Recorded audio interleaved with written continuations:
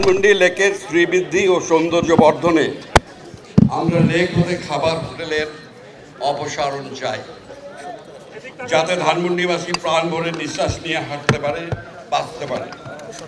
এই উদ্দেশ্যে আমরা সুধা সদন হতে ৮ নম্বর ব্রিজ পর্যন্ত অনেক দুর্লভ এবং মূল্যবান গাছ, আরবান ট্রি লাগিয়েছি এবং নিবিড় পরিচর্যা করে চলেছি। ৪, আইন শৃঙ্খলা পরিস্থিতির উন্নয়ন কল্পে আমরা ধানমন্ডি মডেল থানার সাথে প্রথম থেকেই কাজ করে যাচ্ছি। আমরা ইতোমধ্যে বেশ কিছু উদার ও হৃদয়বান ব্যক্তির আর্থিক অনুদানে সিকিউরিটি গেট বা নিরাপত্তা বেষ্টনী লাগিয়েছি, যে কারণে ৫ আগস্টের পট পরিবর্তনের পরে চুরি, ডাকাতি, ছিনতাই, রাহাজানি উল্লেখযোগ্য হারে কমেছে। সরকারের একার পক্ষে সব কিছু সম্ভব নয় জেনেই আমরা সরকারকে সহায়তা করার জন্য নিরলস কাজ করে যাচ্ছি। ৫, ধানমন্ডি লেকের রবীন্দ্র সরোবরে কোনো ধরনের জাতীয় উৎসব ছাড়াই মধ্যরাত পর্যন্ত গান বাজনা চলে এবং অনেক বহিরাগতের সমাগম ঘটে।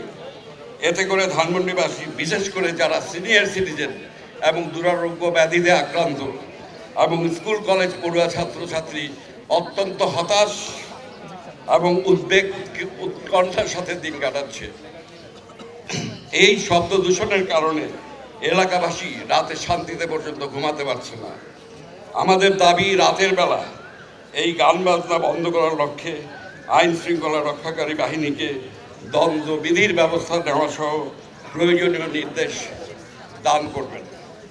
সবশেষে ধানমন্ডিতে এবং সারা ঢাকায় সম্প্রতি ব্যাটারি চালিত রিক্সা বহুগুণে বেড়ে গেছে, ফলে প্রতিনিয়ত দুর্ঘটনা ঘটছে।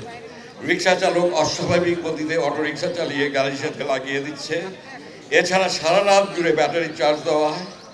লোডশেডিং সহ দিনের বেলা অফিস, আদালতে, কলকারখানা এবং কৃষিকাজে বিদ্যুৎ ঘাটতি দেখা যাচ্ছে এবং সামগ্রিকভাবে উৎপাদন কমছে। প্রয়োজনে নতুন করে প্রজ্ঞাপন জারি করে এই সমস্ত ব্যাটারি চালিত রিক্সা চলাচল বন্ধ করার জন্য আমরা জোর দাবি জানাচ্ছি। আপনি নিশ্চয়ই জানতে পেরেছেন যে গুলশান সোসাইটি এই বিষয়ে কার্যক্রম শুরু করেছেন, কিন্তু দুর্ভাগ্যবশত কিছু সন্ত্রাসীদের হাতে তাদের কমিউনিটি পুলিশ এবং নিরীহ পথচারী, এমনকি বিদেশিরা পর্যন্ত লাঞ্ছিত হন। আমরা তাদের সাথে একাত্মতা ঘোষণা করছি। পরিশেষে এই বলে শেষ করছি, দেশে তারুণ্য এক নজির স্থাপন করেছে, জাগ্রত হয়েছে বৈষম্যহীন সমাজ গঠনে মানুষের স্বপ্ন। আগামী প্রজন্মকে সুন্দর দেশ উপহার দেবে, এটাই দেশপ্রেমিক তরুণদের সংকল্প। এই প্রত্যয়ের ধারাবাহিকতা দীর্ঘদিনের। এই দীর্ঘদিনের লালিত স্বপ্ন অর্থাৎ জনমানুষের মুক্তি, বাংলার জাগরণ ও স্বজাতির আত্মপরিচয় নির্মাণের আকাঙ্ক্ষা পূর্ণতা পাক পরম করুণাময়ের কাছে আমাদের এই প্রার্থনা।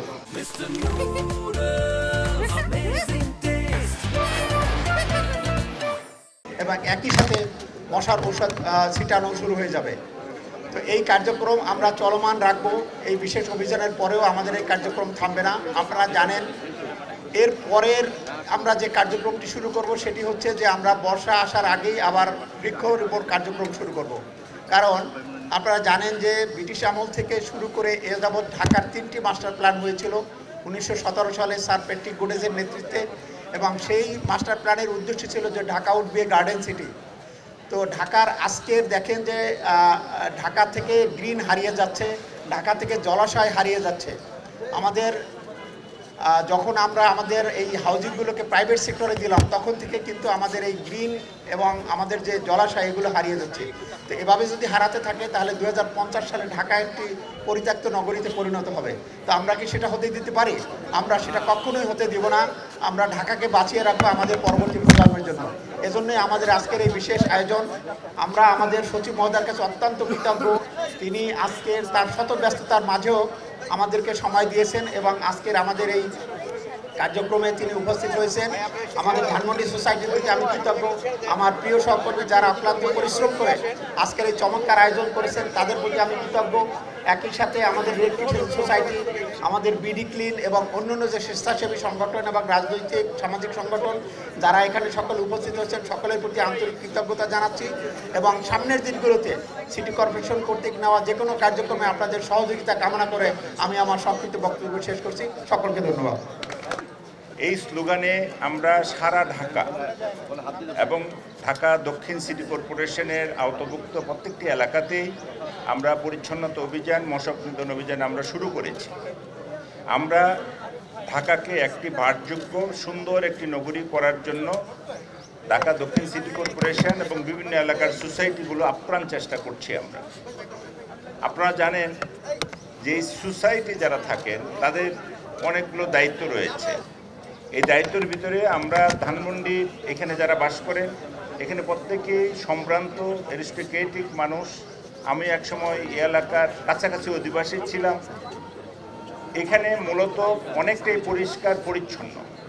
তারপরও আপনাদের যে সহযোগিতা অব্যাহত রয়েছে, আপনাদের এই সোসাইটি যেভাবে এগিয়ে এসেছেন এটা আসলেই খুব অনুকরণীয়। আমরা এই বিষয়টি অন্যান্য এলাকায় আমরা বলবো যে ঢাকা ধানমন্ডি সোসাইটি আমাদেরকে যেভাবে সহযোগিতা করেছে এটা অনবদ্য। আরেকটি বিষয় আমরা সবসময় বলি, পরিচ্ছন্নতা ইমানের অর্ধাংশ। আমরা কিন্তু যেভাবে আমাদের পরিষ্কার থাকা দরকার, আমাদের নাগরিকদের যে দায়িত্বগুলো রয়েছে আমরা অনুরোধ করব যেন এই দায়িত্বগুলো আমরা সঠিকভাবে পালন করি। আর ধানমন্ডি এই এলাকার একটি পরিকল্পনা আপনাদের থাকা দরকার। আপনারা পরিকল্পনা আমাদের কাছে নিয়ে আসেন, আপনাদেরকে আমরা ঢাকা দক্ষিণ সিটি কর্পোরেশন থেকে প্রয়োজনীয় সহযোগিতা করব যাতে এই ধানমন্ডি এরিয়াতে কোনো ধরনের অপরিষ্কার, ময়লা অথবা দুর্গন্ধ জাতীয় কোনো কিছু না থাকে। এখানে জেনারেল সেক্রেটারি অনেকগুলো বিষয় তুলেছেন। আমরা ইতিমধ্যে স্থানীয় সরকার বিভাগ কর্তৃক একটি টাস্ক ফোর্স গঠন করেছি।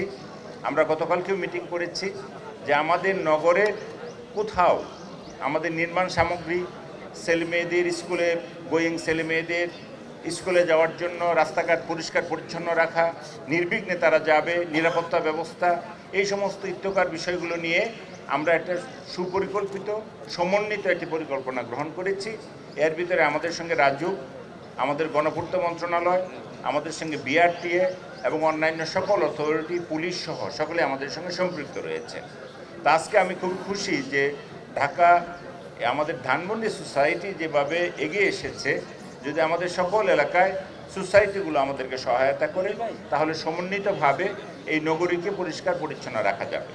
আরেকটি বিষয় বলি যে আপনাদের পয় নিষ্কাশন, যেটাকে সেনিটেশন বলি, এটা আধুনিক অ্যাক্টিভেটেড স্ল্যাশ পদ্ধতিতে আমরা একটা ব্যবস্থা এটার জন্য মাস্টার প্ল্যান করা হয়েছে। ইতিমধ্যে জানেন আপনারা আমাদের ধানমন্ডি, আমাদের গুলশান, বনানী সহ আমাদের ওই এলাকাটা অলরেডি দাসেরকান্দি, আমাদের যে আমাদের বড় ট্রিটমেন্ট প্ল্যান রয়েছে এসটিপি, এর মধ্যে আমরা শোধন করছি। ওখানে প্রায় 50 কোটি লিটার প্রতিদিন বজ্র পরিষ্কার করে 50 কোটি লিটার পানি আমরা পরিশুদ্ধ পানি তৈরি করতে পারি। এই এলাকাও ক্যাচমেন্ট এরিয়াতে এখানে একটা ট্রিটমেন্ট প্ল্যান হবে। এই প্ল্যানের ভিতরে আপনাদের এই সমস্ত পয় নিষ্কাশন নিয়ে আমরা এখানে কোনো দুর্গন্ধ থাকবে না, কোনো অপরিষ্কার ময়লা নিচে থাকবে না, এই ব্যবস্থাগুলো নেওয়া হয়েছে সরকার থেকে। আমরা আশা করি শীঘ্রই এটা শুরু হবে। এই কাজ শুরু হলে আমাদের পয় নিষ্কাশন সংক্রান্ত কোনো সমস্যা আমাদের থাকবে না। কিন্তু আমাদের উপরিভাগের পরিষ্কার পরিচ্ছন্নতা যেমন ঢাকা দক্ষিণ সিটি কর্পোরেশন করছে নিয়মিত, এই ক্ষেত্রে আমাদের ধানমন্ডি সোসাইটি আমাদের সঙ্গে থাকবে, এই প্রত্যাশা আমরা রাখি।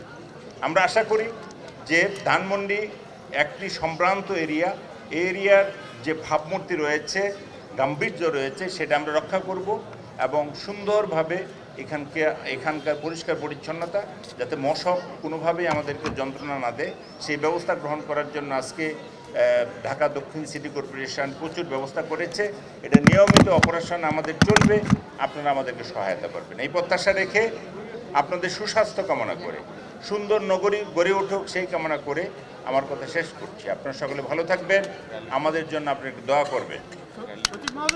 এখন আমরা আজকে এখানে ধানমন্ডি সোসাইটি এবং আমাদের ঢাকা দক্ষিণ সিটি কর্পোরেশন কর্তৃক একটি র্যালি হবে, সচেতনতামূলক একটি র্যালি আমরা করব। আপনারা সকলে আমাদের সঙ্গে পার্টিসিপেট করবেন।